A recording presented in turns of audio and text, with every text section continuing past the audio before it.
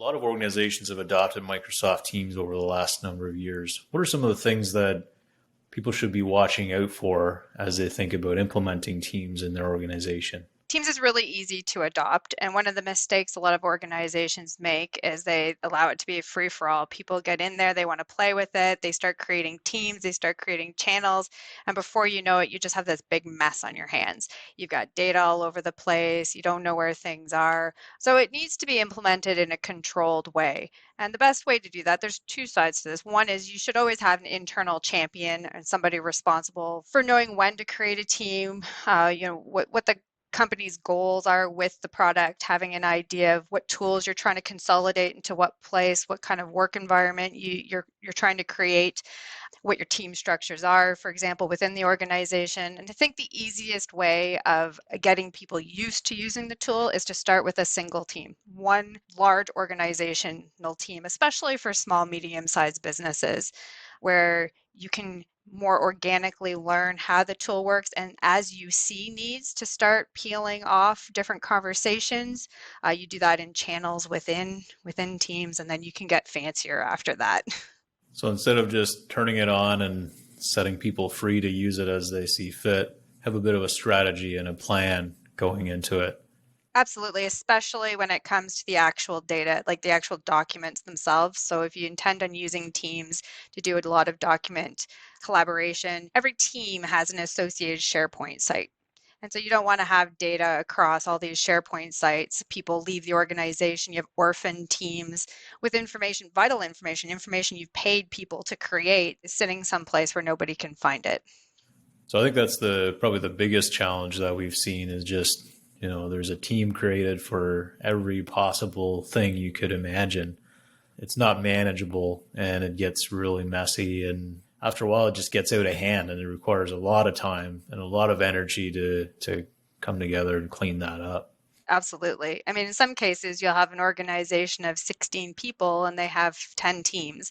I'm challenged to see how that's possible, how a small organization would require that many teams. I mean, there may be exceptions, but in general, you probably want to start with one and then maybe have a channel, for specific teams. If there's no reason to segregate it, if you're not worried about people seeing other people's conversations or accessing data, there's no reason to sprawl it all out across an organization. So what do you see as a good way to kind of segment the organization? Is it by department or by role, or how do you typically kind of lay out the teams? I think the most common one is by department, or sometimes even smaller subsections of teams. A lot of that has to do with how your organization works. You might have a committee, for example. Maybe you want to have departments, but then you have a marketing committee or a standards committee or a group of people that have a particular goal or agenda. Now, whether or not it requires its own team or whether or not you have a channel, and a channel is within a team, it's just a way of organizing conversations, really. You've mentioned the teams versus channels thing a few times. What's the difference? I assume you can assign permissions and people to channels as well as teams. Can you elaborate on that difference a little more? Yeah, so by default, a channel is just a bucket or a way of organizing conversations and documents in its own little segregated spot. However, more recently, Microsoft has released the ability to lock down channels. So it used to be as simple as if you're a member of a team, you can see all the channels within a team, and you can choose your notification level as a user. So maybe I'm not as interested in following this set of conversations, so I don't want notifications for that. I want notifications for another section, maybe, I don't know, the marketing section. So it was a way for people to control what noise they get from the application, but not necessarily restrict my access to the information. The other difference would be every team has a dedicated SharePoint site. So again, a channel will have a locked folder in the SharePoint site as opposed to having a whole other SharePoint site. And there are advantages to both. So if you create a channel instead of a team, it's creating folders within the SharePoint site, and it's just it's easier to manage another folder than it is to manage yet another site within SharePoint. Correct. And it's easier from a user's perspective. All your communications are in one place. You're not flipping back and forth within the application now, multiple teams. I'm one person and I'm part of 5 teams. It's really difficult to manage your notifications or to see what's going on. It's much easier if it's all in one place. So simple first and only expand on it as required.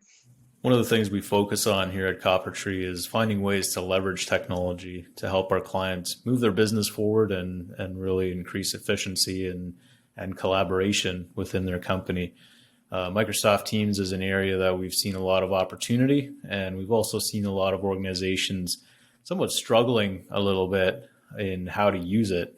So what we do as part of our VCIO services or strategic planning services is we work with our clients to understand what are they really trying to achieve as an organization? What are their goals? What are their plans?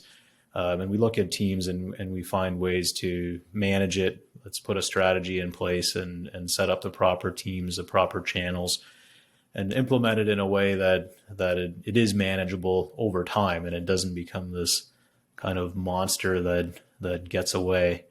Thanks for joining us today as we talk about best practices for Microsoft Teams. Please visit our website at coppertreesolutions.ca to learn more.